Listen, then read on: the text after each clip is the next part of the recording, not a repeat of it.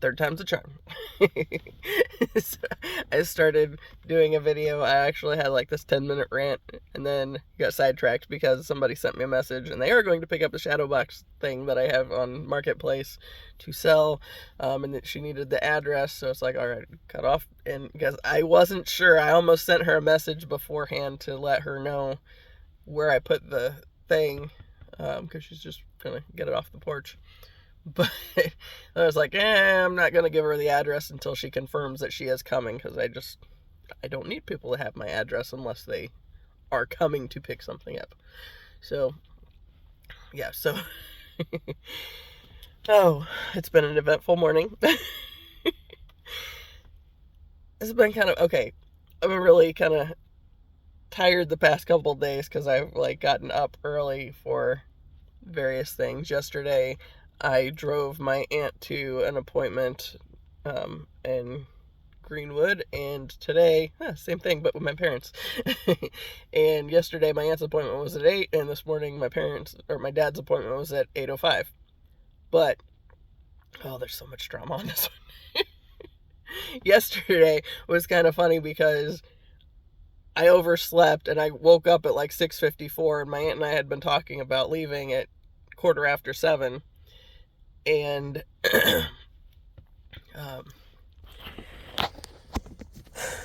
we were going to leave at 7:15 because, of course, there's construction on the road that we live off of, and we didn't know what else there might be along the way.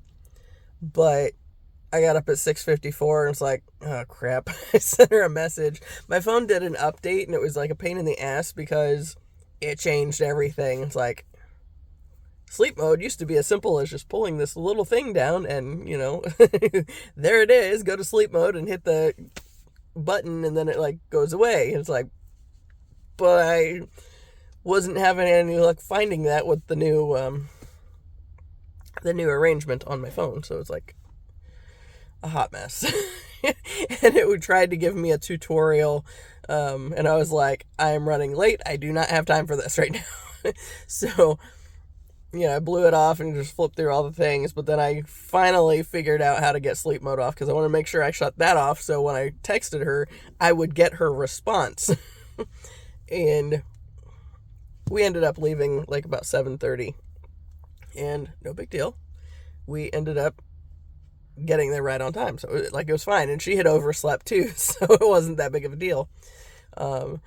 This morning, my dad's appointment was at 8:05, right?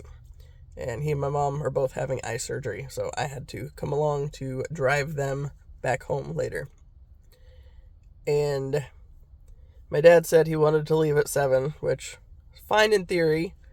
But what that ended up meaning was he was in the car or in the truck at 7, knowing that my mom wasn't done getting ready, knowing that my mom has a broken arm. He could have helped her with filling the water cup and like all these little things. It's like he was so worried about being in the truck to let us know he was ready to leave at 7. It's like, okay, well, you're completely neglecting the fact that your wife also has an appointment and we're going to the same place, and you still can't leave without us. So why would you get in the truck before making sure everything was okay on that end and making sure she was moving fast enough to be able to do that? And she was like one-handed putting her socks on when I came out and I was ready and all this stuff. It's like, then we had to stop, and what is her deal now?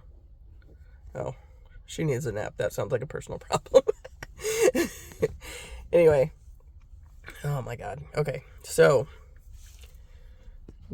I ended up having to help her with her hair and, help get the lid off of her cup so she could refill the cup. And then of course, she was all distractible anyway. And then, my dad just sitting in the car because he was ready and nobody else was ready because I was helping my mom, and, he knew that she wasn't ready, and he just likes to go do that and sit in the car so he's not asked to have to help further.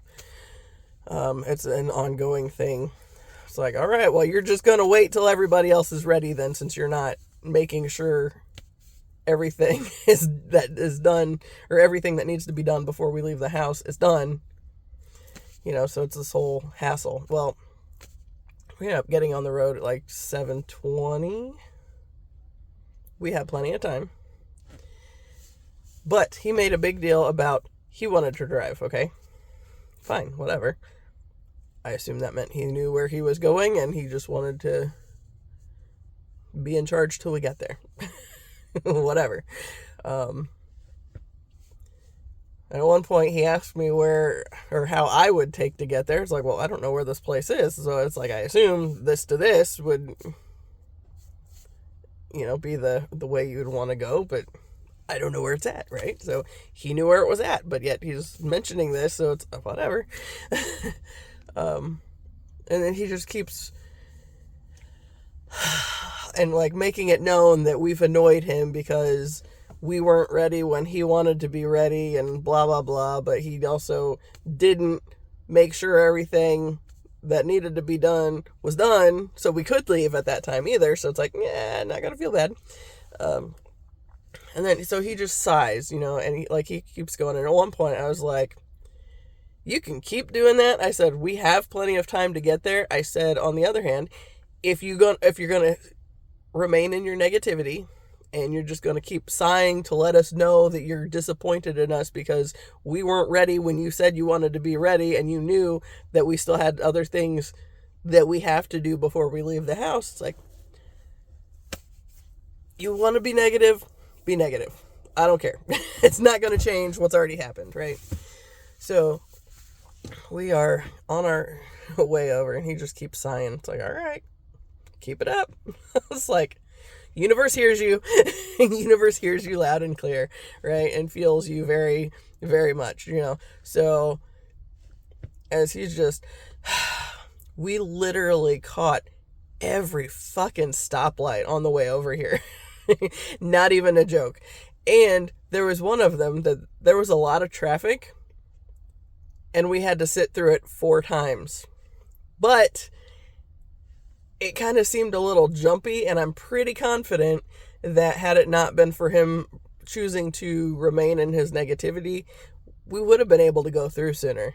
I mean, it might not have been the first or second time still, but it would have been a lot, like the third or something. We still would have been able to go, but it was like, it was toying with us in a way. Like, I just watched it. It's like, okay, we're just in a roll. But we sat there for like 4 times for this light to go. It was just kind of ridiculous, right? So we're continuing on our way and he's continuing in his negativity and it's like, all right. And at one point he says, it should be coming up here soon, or no, I think Mom said it should be coming up here soon, isn't it? And he said something about he didn't know. It's like, wait, you don't know where this place is? I said, man, it is a shame nobody has a GPS or anything. Like, in your phone. Like this damn truck, whatever. I mean, I'm gonna say every time I will put it in my phone and not go with the vehicle because I don't know that the vehicle's been updated anytime recently and actually knows what's going on with, like, other traffic things. But Waze has never let me down. And so I put it in the GPS, right? I Google the address and hit directions. And it says 3 minutes. I said, okay, we're 3 minutes away. And I clicked it so it would tell us where exactly it was at. And then it calculates where we're at, realizes we're going in the other direction and says 6 minutes. It's like, oh, you already passed it. And he's like, you just kind of see like the wheels are turning. And it's like, I couldn't have. He said, that sign right there says 2800. And it's like, I said, okay, this GPS says that you already passed it and you should turn around if you want to get there. But whatever, you do you. So he continues to go straight through at least 3 more lights, by the way. And finally he stops at one. He says, turn around. It's like, yeah, that's what it says.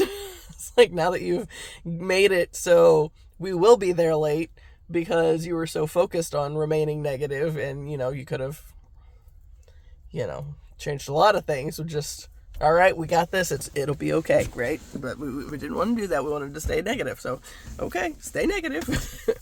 So we end up getting there, or getting here at 8:06. His appointment's at 8:05. So obviously he was irritated anyway.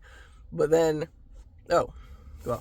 obviously we had to turn around and, sit through the stoplights again, going the other way. Because that's what I said. I was just like, all right. I said, you want to, I'm going to have to move to the other side of the truck because this light is right there. Maybe not. I don't know. I don't know that would help anything. But it's like, you want to just stay negative, so whatever. So we do the thing, and we finally pull in, and he pulls up to the front of the building to wait on my mom to get out. It's like, what are you doing? Get out. It's like, I will park it. And, that was the big thing. It was like, when I told him he was already late, or he was already past it and needed to turn around, he acted like I was stupid, and, I didn't know where it was either, and it's like, never mind the fact that I have my fucking GPS in my hand. But whatever. So we get to the front of the building, and he's just like waiting on my mom to get out so he can go park it. It's like, what are you doing? Just get your ass out of the car or out of the truck, and I will go park it. It's like, I don't have an appointment. I don't need to be in there at any time. It's like, I can literally do that. Never mind, I'm not going in with these people at all anyway. But it's just like this big whole ordeal. And, it was literally 1 minute past the appointment time. And then I still had time when my mom sends me a message asking if I would bring her sling in. I had just parked. I had time to grab the sling and make it to the front of the building. And I was in the building before before they made it, as they were getting on the elevator. So they're getting on the elevator, and I say, don't close it, and, they hold it for me, and I get over there, and I gave them the sling. I said, here is this. And they were waiting on me to get in the elevator. It's like, I'm not going up. It's like, I don't have an appointment. I don't need to be in there. So I'm just going to go back to the car. I said, and they just kind of looked at me. It's like, did you need me in there? And she's like, well, I guess not. It's like, okay, then I'm going to go back to the car then. So it's a whole big fucking ordeal, right? After I hand them the sling and the doors on the elevator close, I go ahead and I run to the bathroom, and then I come back out to the truck. Figure I got a lot to bitch about today, so I'll just get in here and do a little video, right? So yeah.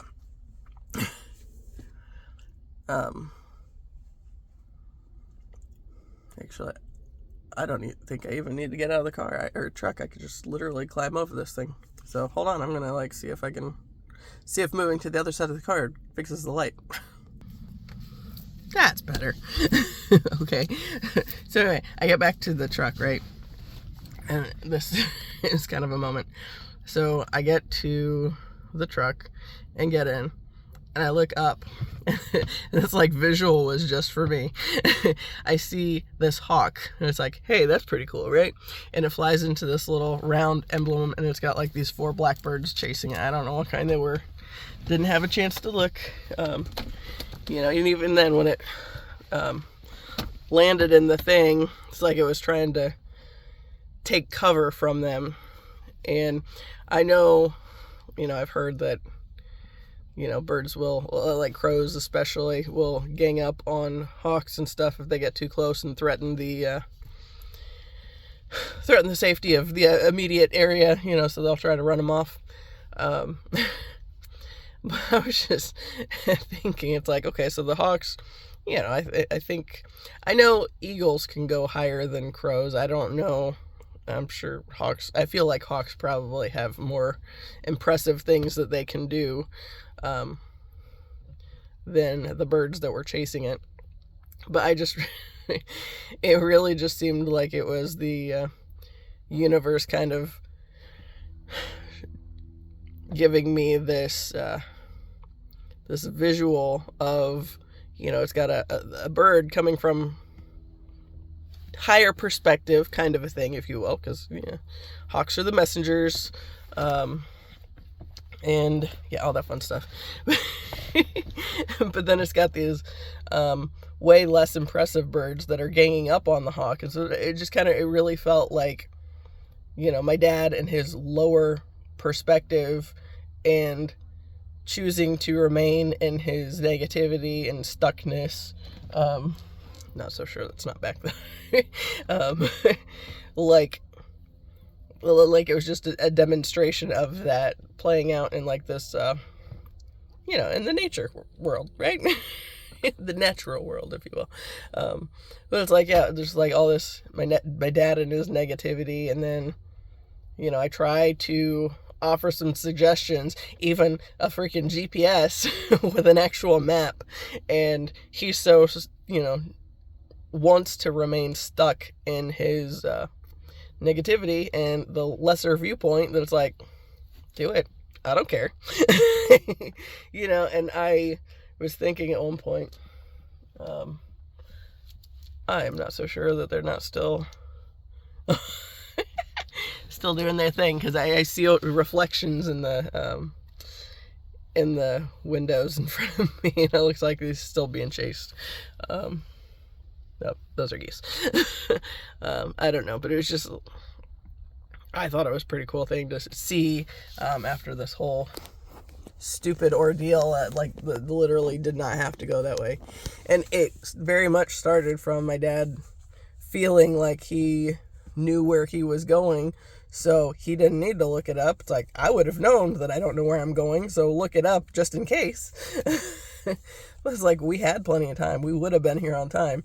But he was so set on remaining in his negativity that he made sure we were late. It's like, all right. And that doesn't hurt anybody but him, because his appointment was the one that was at 8:05. So, whatever. Been kind of a little bit of a week.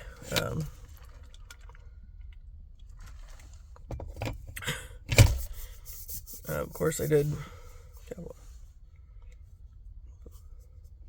don't know. I did a couple. I had a couple days I lived and didn't do videos. I think it was Sunday that I did my last video and talked about putting it on hold for a little bit. Yesterday was Tyler's birthday, so of course that's my friend that passed away. But last year I kept having this thought. It's like, I feel like I kind of wanted to do something for his birthday. But, then I ended up over at the cemetery with the dogs and didn't have anything. I thought, I'd just go get a cupcake or something and have a cupcake to celebrate the fact that he lived, right? And what ended up happening was I was walking around the cemetery with the dogs, and I came across this little balloon that, like one of those little cheapy ones you get at the grocery store that's on the stick. And it said happy birthday, and it was just laying in the middle of the grass. It's like, somebody clearly got it for somebody else's birthday, right? But, I had no way of figuring out where it went. It had been windy for several days leading up to that, but then here's this balloon right in front of me. So, I took it over and I put it on his grave and took a couple pictures. And, I think his mom and sister were happy that to see that I had done that. And his mom was excited that I had my dogs over there with me because he loved dogs. And so it ended up being this nice little thing. Yesterday I didn't end up doing anything, but I don't know, maybe I'll have a cupcake today. I don't know. I don't know. Last year it just seemed like I needed to prioritize it more. And I think part of that too, I've talked a lot about how Tyler's death is the thing that gave me room to start my healing process. Even before I left the situation with my ex. Because Tyler died in July 2018, and then I left my ex in March 2019 for the last time. Of course, I had been up here. I came back up here in December 2017 and found out when Tyler was in a coma that he had also come back in December 2017. And, you know, it was really aggravating because there had been several times in my life that I felt like I was supposed to reach out to him, and I could never bring myself to do it because I always had him on this pedestal. And I was afraid to connect with him because I thought I was afraid my sadness would ooze into his life and mess things up for him, and I didn't want to do that. Like, as far as I knew, he was living his dream. You know, he was a drummer in a band that was on tour and all this stuff, and it's like, I don't want my sadness to mess that up for you. You know, so I never reached out to him. And then, you know, I feel like, I mean, not that it was going to change anything. I think the whole situation was to show me, first off, why it's never good to have anybody on a pedestal. And, you know, because at some point they're not going to be on the pedestal, right? They're going to fall off of it because you have this image of them that isn't based in reality. But I think, you know, for that situation especially, it was like, I was so set in my negativity, you know, because these people are my parents. And, yeah, it's like, I always viewed myself as lower and less than and unworthy, with any of these other connections that came up along the way. And, you know, in hindsight, I feel like, okay, the purpose was so I could learn these lessons, right? That's not a helpful situation to be in, and if you feel like reaching out to somebody, there's a reason you feel that way, and you probably should just do it and stop, like, putting it aside or refusing to do it. There's a reason, right? You know, and you never know what anybody else is going through, you know, so when all was said and done, Tyler still ended up, you know, he ended up passing away, and it was only at, you know, once he died, I realized that whatever's on the other side of death, he probably knew whatever I had going on that I wouldn't have been fully open about if we'd had a conversation in, like, actual life. And so I just started writing him all these letters and, like, really unpacking stuff that I'd just been, like, I thought I was doomed to carry forever, you know, which is largely the point of my channel, is going through and unpacking even more of that. So,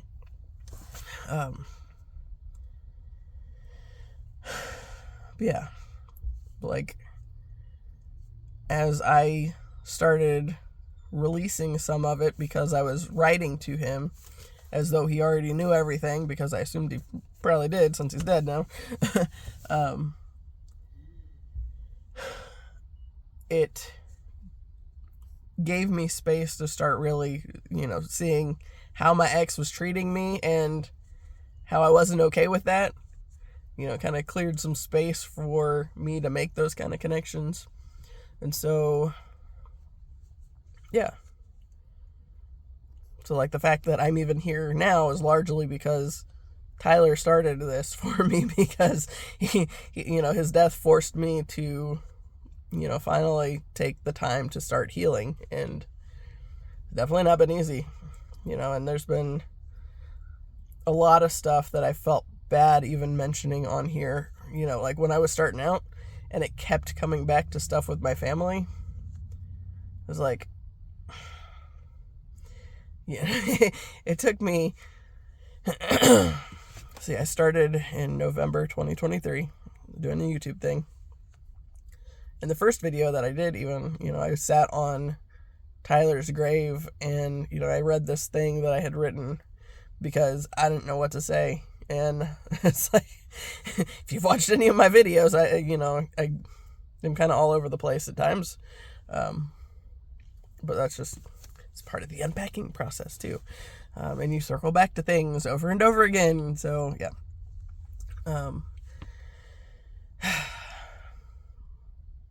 Yeah. But like he was literally the thing that started me on my healing process, really. And made it so I was able to get out of the situation with my ex, and then things started, it's like as I was aware of what wasn't working out for me, then these other things started to fall into place, and it's like, this really isn't a good place to be. This is like a really bad situation, right? Excuse me. And, like the one point that I've mentioned several times on here was, there's a couple layers of it. When I went back that last time, my ex made a habit of saying things like he should have raped me when he had the chance, which I always felt like he was just looking for a reaction more than anything. And that he knew that was something that would piss me off, because just, why would you say anything like that to anybody else except for a reaction, or you're genuinely that bad of a person? But his was looking for a reaction. But once I stopped reacting, that really pissed him off even further. But then it's like, as I set boundaries and started pushing back, it's like then he really got a bit more sadistic on things he would say and do. And, like one day he was chasing Taz around the house trying to kick him, and after having made the rapey comment, I couldn't even guess how many times. It was an ongoing thing. And at least in the time that I had gotten back that last time. And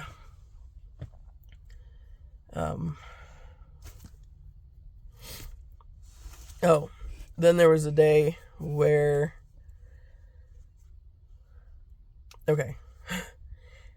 I put off telling him that I was going to leave for a long time. And when I finally did tell him, obviously I was pissed. Well, he was trying to be hurt, but it was just, I don't know.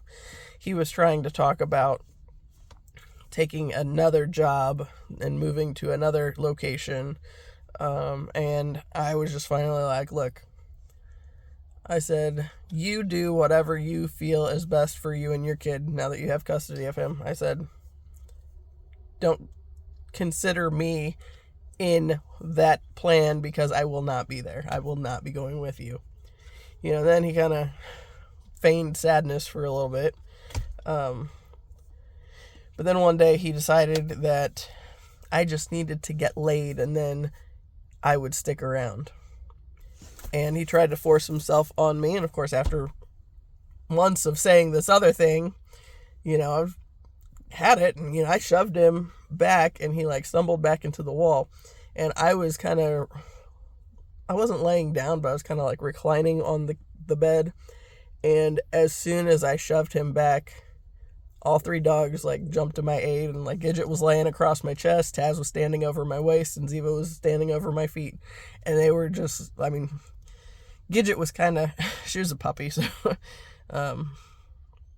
well, it was before she turned 2. So she was kind of wagging her tail, please don't do this. But the other two were snarling and snapping at him.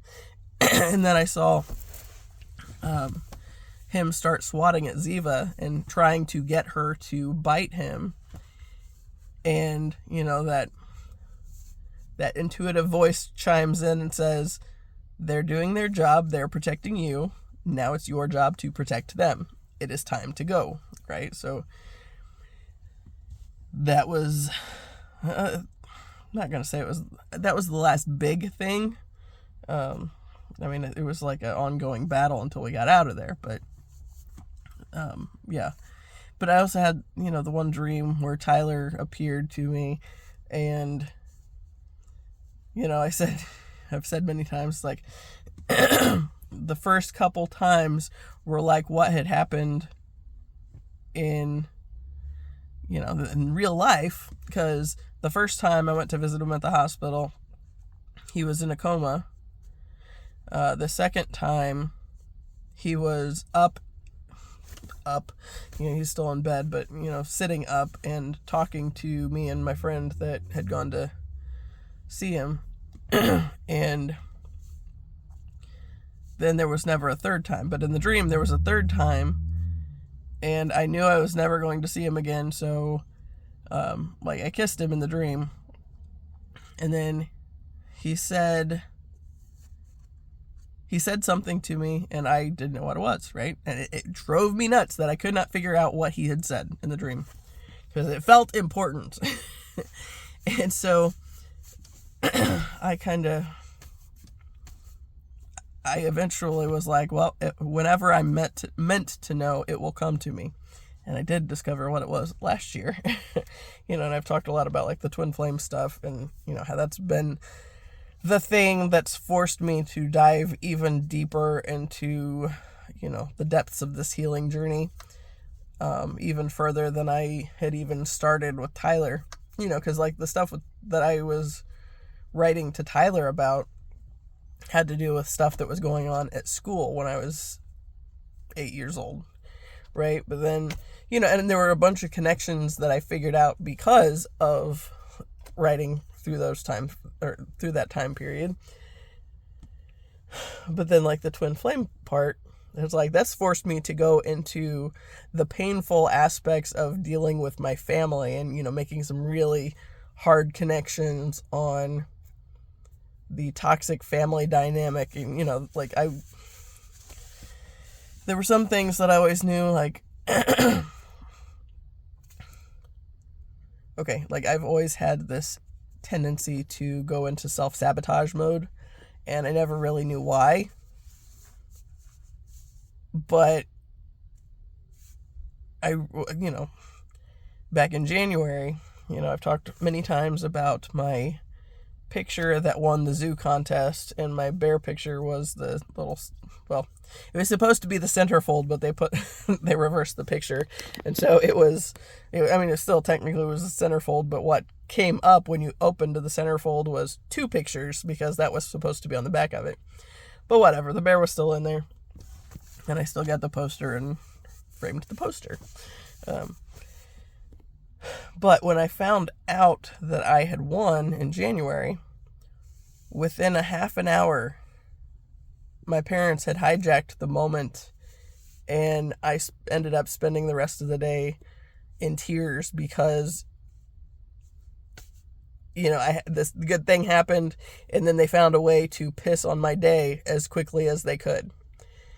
And, I kind of had a little bit of a shitty day that day, because I realized that's why I never tried to do anything worthwhile, is like, because literally, if anything good happened, they were right there to try to, knock me down a peg and remind me that, I wasn't meant to do anything worthwhile or whatever.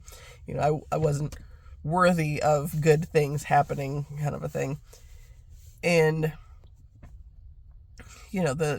I've mentioned too that after that whole thing came up, I think a day or two, I think it was the next day, I went to my Wednesday night class, and I hesitated on sharing it. And I was like, no, just because my family sucks doesn't mean everybody else will suck. So I shared it with the class that I had won this contest, and they were genuinely excited for me. And then I was proud of myself, more so for choosing to reclaim this thing that my family had hijacked and tried to destroy. And I was like, no, we're not going to let that negativity be the end of it. So I shared it with the class, and then they were happy for me. So it's like, yay, people that can say good job, congratulations, and not, not make it about them or whatever. It's like they were genuinely happy for me. So that was a whole new experience in and of itself too. And I've talked about how my sister-in-law kind of aggravated me with the bear thing, because it felt like she was trying to, oh, your parents messed this up for you? Let me just go on and on about how wonderful it is. But it felt superficial. It's like, yeah, that's creepy. Don't do that. Good job. That's like literally it. Congratulations. Whatever. It's like, you can be happy for me, and it's not some awkward, cringy thing where, oh, I'm going to, print off a magnet and put it on the refrigerator. It's like, dude, I'm not your child. It's like, I don't need that. That's too much. And it feels like you're just on the opposite end of, that things are rough with my parents because you're married to my brother and he's figuring things out now because I'm figuring things out now. And, I've been sharing everything I've been learning. And then as he's going to his group therapy or whatever, he's learning more things too, and realizing that there's a lot of truth in what I've been saying, even if he hasn't understood it. So, yeah, it's like, that's I don't like that. Don't make it something it's not. Like, literally just, cool, congratulations. Hey, all right. I can do something, I can have something worthwhile. And, of course, honestly, at this point, it's like, I don't really need the validation for it. But in that moment, it was more the fact that I just saw why I always sabotaged myself before I did anything worthwhile, because I knew how they were going to react, right? I talked about the drumline thing that we won my senior year in high school, and as I'm trying to swallow my pride to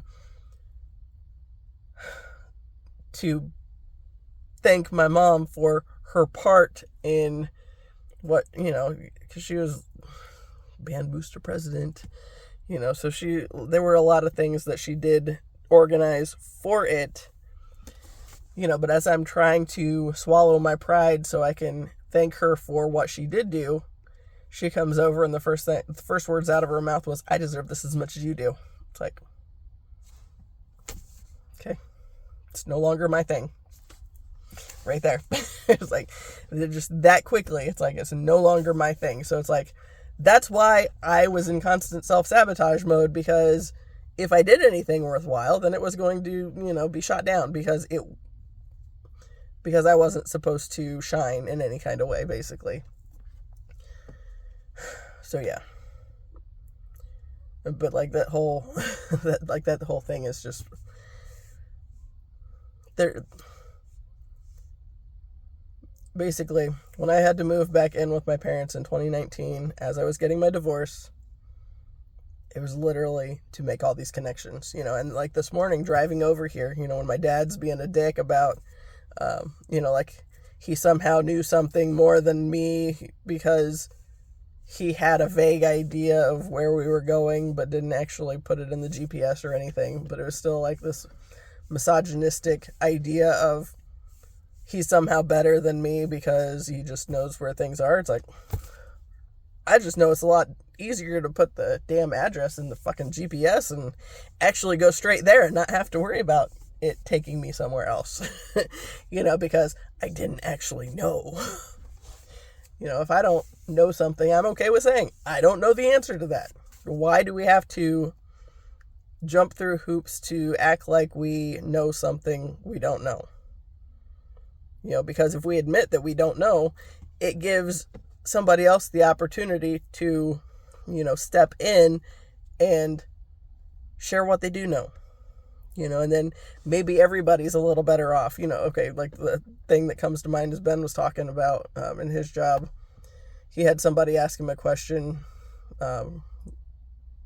recently, and he's like, well, I don't know the answer to that, so let's figure it out.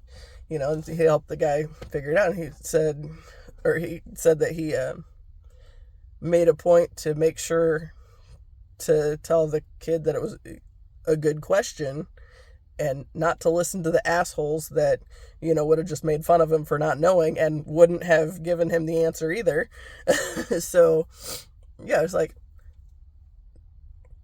that's literally like the point of like this whole existence, is learning to be okay with not having all the answers, and not being perfect, so we can allow others to step in and weave the things together, so we all learn and benefit from the things others have to share, the information that others do know that we don't. It's like, if we can work together, then we can actually find a system that works for everybody. Whether it's, then we end up with this stupid political bullshit where nobody knows anything, but as long as they can just keep people in their ignorance, then, we're perpetually getting screwed over, and only certain individuals benefit from the system that's currently in place. And that's a problem, but that is why,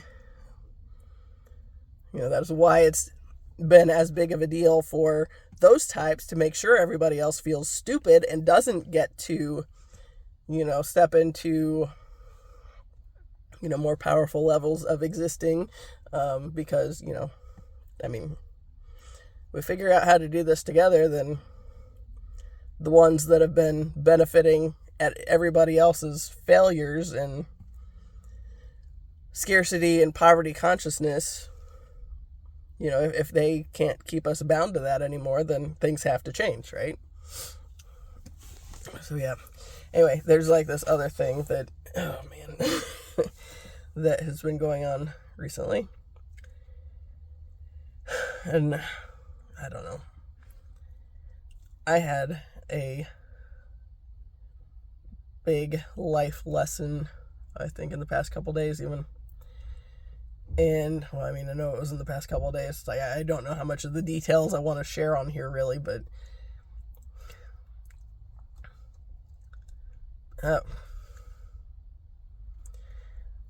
basically, good friend says things,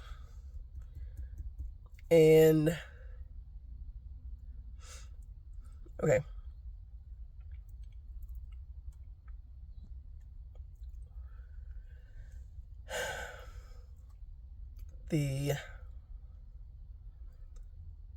Basically saying all these nice things, and I don't know that it's intentionally on his part of trying to fuck with my head in some kind of way, but saying these things that were really, I realized after the fact, it's like they were either borderline inappropriate or flat out inappropriate for just the whole situation with the backstory. And I'll probably I will have to talk about this in the book project, because it's an important life lesson that I got. But, when I'm a little more coherent and clear on organizing my thoughts, rather than how much of this am I sharing with the thing, when it's still relatively new. Anyway, there's this thing that came up, and I struggled, because I know that literally this whole twin flame thing has been the thing that has kept me focused on the healing path, and every time I've wanted to quit, that has been the thing that has made it so I cannot quit. Because, I go from sitting there or laying in bed dreaming about something, and then, go to the little daydream vision thing back in like March or April of last year, where I basically saw this person sending me flowers, but it was like the vision got stuck and the flowers just kept coming until it pushed me to this level of discomfort where I said, I hear myself say in this vision or dream or whatever, stop, I don't deserve this. And then it's like everything stopped, and it's like, okay, but why don't you deserve this? Or why do you feel you don't deserve this? And then I started navigating through all of these different layers of things that have made me feel like I was unworthy of nice things. And like one of the things that I have talked about a lot because of that, because this is where it took me, was when I was my mom's always been the one that has done the gifts. Like she just took that on. That was her thing. And my dad never did, right? So I think I was like 16, and he happened to end up in CVS on Valentine's Day. And there was a pair of Winnie the Pooh and Tigger socks that he ended up getting for me. And it was probably just as simple as it was right there in his path, and he thought about me in that moment. So he got it for me. And I wore the crap out of those things. And I realized that it's like, that was literally the only thing I can say my dad has ever gotten for me because he wanted to. Like, other than that, it was like this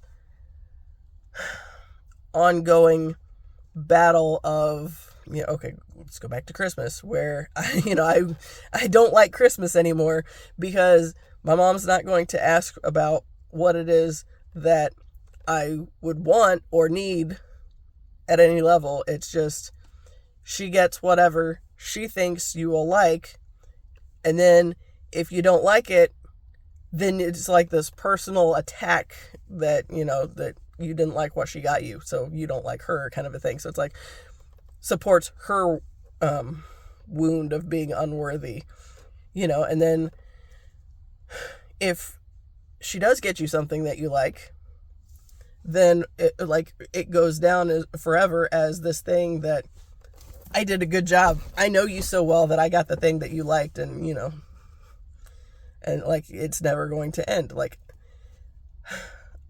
I've talked about like the tie-dyed shirts. I like tie-dye. That's not a problem. I obviously like color in my life, right? So leggings, the hair, whatever. I obviously like color. So, she's into the tie-dye stuff, and there's like this one shop she's always buying from, and it's fine. But every single time I wear one of these damn shirts that she got me, I'm going to hear, I really liked that one. That's why I got that for you. Or something like that. It's like every single time. At very least, it will be, I really liked that, or I really like that color. It's like, I know. But it's always that little underlying reminder of, she got it for me because she knows me so well. And yeah, it's like, I don't want, that's what I don't like about the gift thing. Like at Christmas is, it's literally either her showing herself how well she knew you, or just confirming the fact that you're an ungrateful human because you didn't like what she got. It's like, I don't want that kind of drama. So then this one thing that my dad did, like the only time he ever like went out of his way, and I'm pretty sure I'm pretty sure he was there for like picking up a prescription or something, and just happened to see it and thought of me on that end. It's like, why don't I feel worthy? Because that, because it's a hassle when it comes to gifts. It's like, the one is either supporting that she knows you so well, or that there's 222 on that license plate. Supporting that she knows you so well, or disappointing her because you just think she's a terrible person because she didn't get you the right gift. It's like, I don't like that much pressure, especially over a gift. This holiday is not supposed to be completely miserable, but it literally makes me completely miserable because it's not about me liking something. It's about her proving something one way or another. Does she just know me so well, or am I just an ungrateful bitch? And then like with my dad, it's like, that was the one time he thought of me when he happened to be at the store. And and that's how I've been phrasing it here. It's like, I don't think he went there for me by any means. I think he saw it, and well, since it's Valentine's Day and all this Valentine's shit is here, and it's put right in front of him, then he got it for me because of that, but then it's like, when I went into this vision, and it like gets stuck, and then, I see this person just like giving me flowers over and over again until like the space is like filled with flowers, and it's like, I panic and say, I don't deserve this. It's like, okay, so now let's unpack that, right? So it's like the twin flame thing has literally been the thing that has forced me to continue to unpack the depths of this thing that I keep watching the front door. I know realistically they're not going to be done that soon, but yeah. But yeah, I'm not ready. Okay, I'm just going to say this. I know I will have time to finish my video before they are done. It will not be a problem. So just chill, right? That's for me, just chill. But yeah, it's like, that's one of the many reasons that there's this whole worthiness thing, and not believing myself to be worthy of the nice things, or of somebody that would give me the nice things or whatever, right? So going back to this other thing, then this other person comes along and, says things that caught me off balance. That was the big thing, is it threw me off balance, really. And suddenly I'm questioning this whole thing, and it's like, well, is this twin flame thing that I've been saying, that's literally been the thing keeping me going when I've wanted to stop every single step of the way, is that really, is it realistic, really? And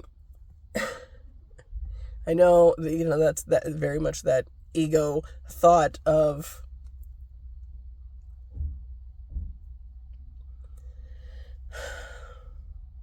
how special do you think you are? Why do you think you're so special, kind of a thing? Well, that there would actually be somebody out there like that, and like, why would you deserve that, kind of a thing, right? So friend says the thing that throws me off balance and throws kind of a wrench into this thing, and then like, as he's saying things, I'm feeling like,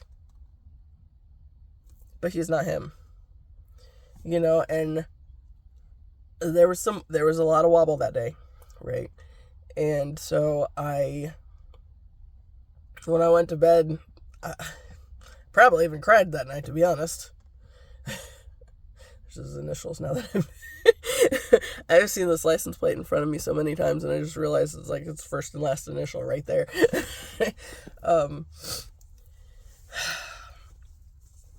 But yeah, like, I tried to force myself to do this. It was like a twin flame harmony healing meditation thing, and I could not do it the other night. It's like when I was all wound up with this other stuff, and then when I let myself relax, I was like, okay, step back, remember the fact that this has literally been the thing that has kept me moving in the many times I did not want to keep moving. Like, every time it got really hard and got really scary, the idea that this highest timeline scenario could 333 could be an actual thing for me has been very difficult to stay convinced of. And I've talked about the one dream I had, I want to say it was November or December, where I dreamt I was somewhere with my mom, and there's like this stage lit up. We were sitting at a table, but we had our backs to the stage, and it didn't seem like anybody was on the stage, but we were talking to the waitress, and she made a comment about she'd officiated a wedding over the weekend, and she said it was Twin Flames' wedding, and like, I felt myself panic and jump back into my body, because it's like, no, that can't be real, or that can't,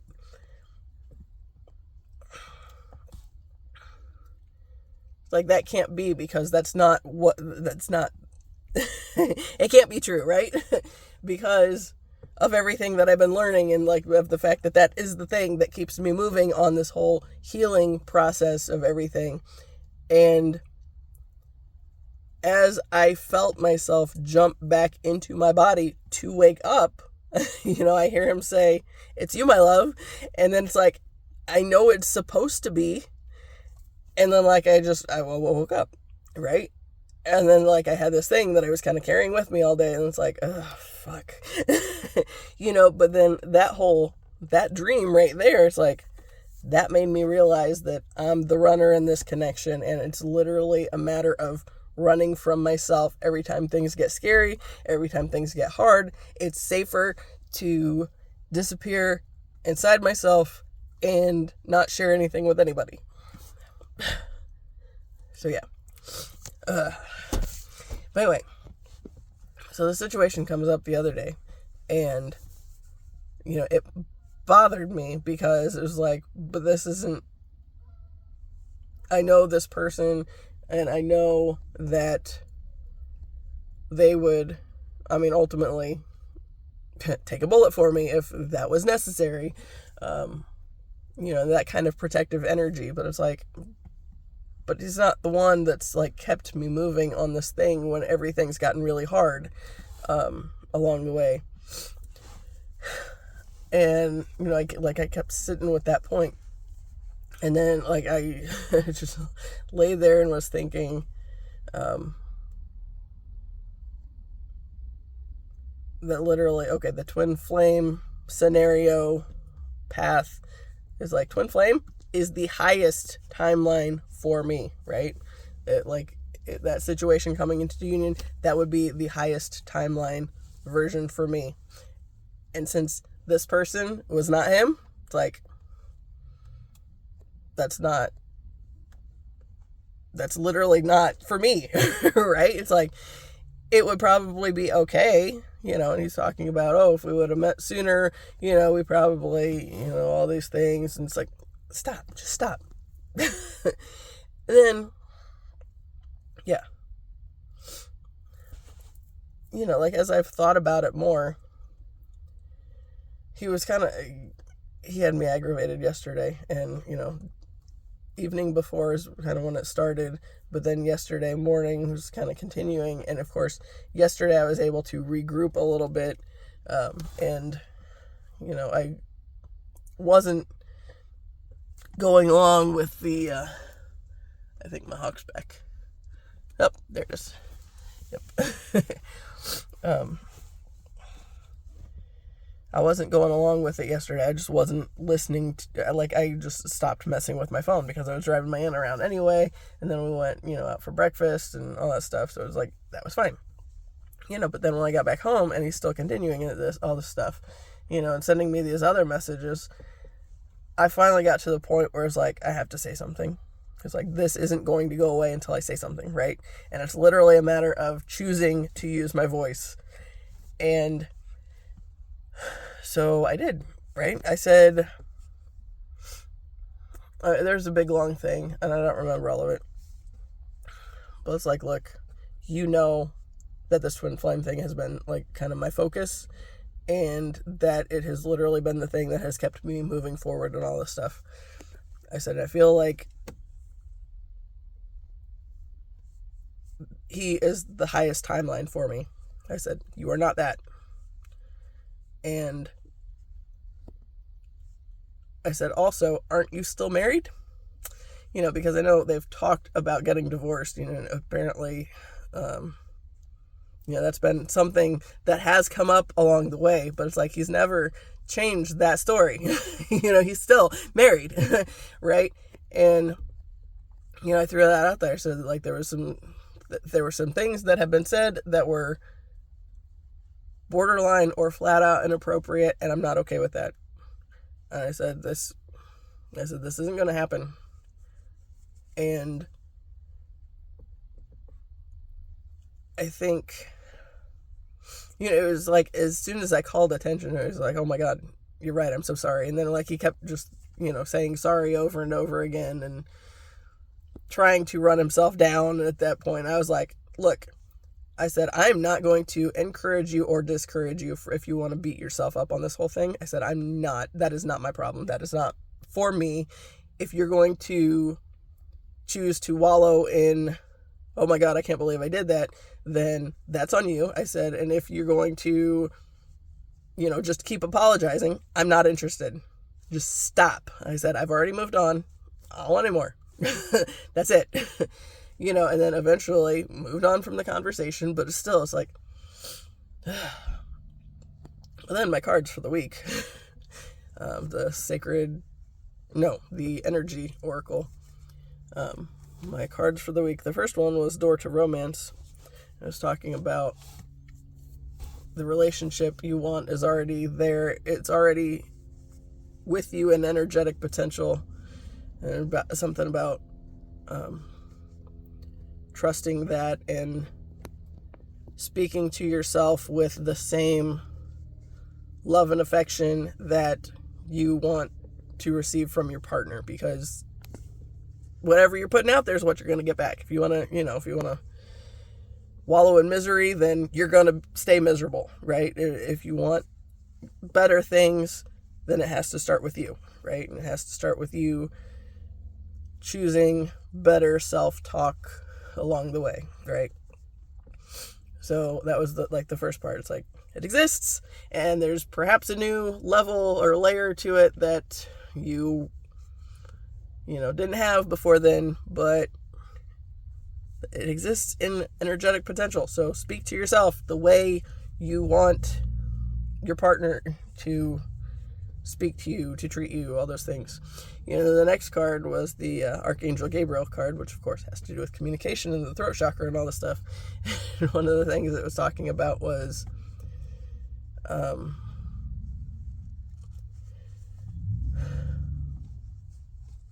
you're ready to embark on the challenge or whatever, to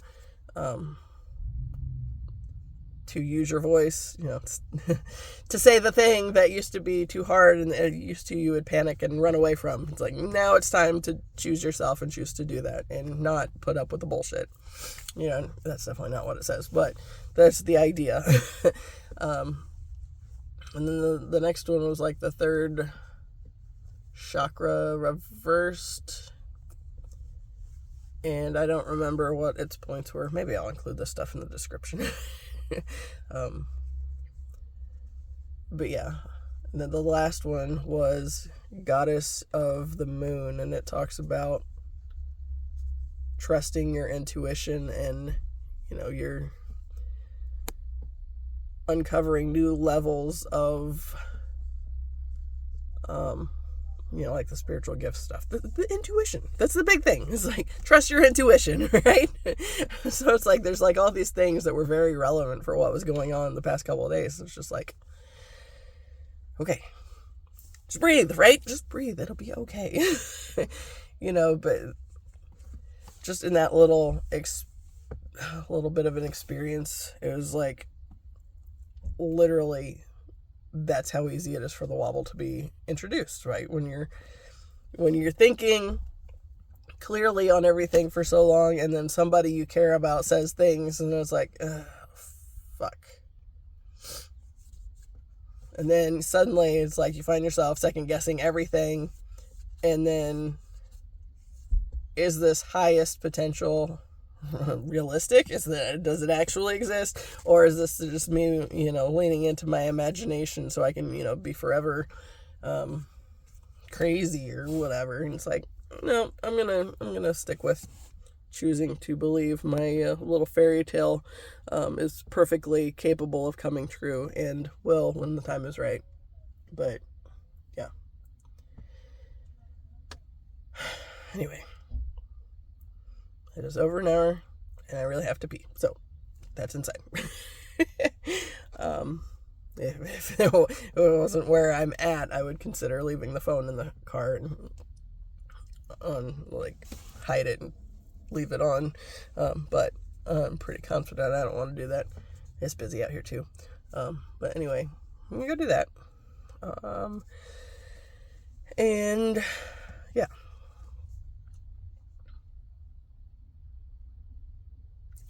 As always, I appreciate you. Until the next time, see ya.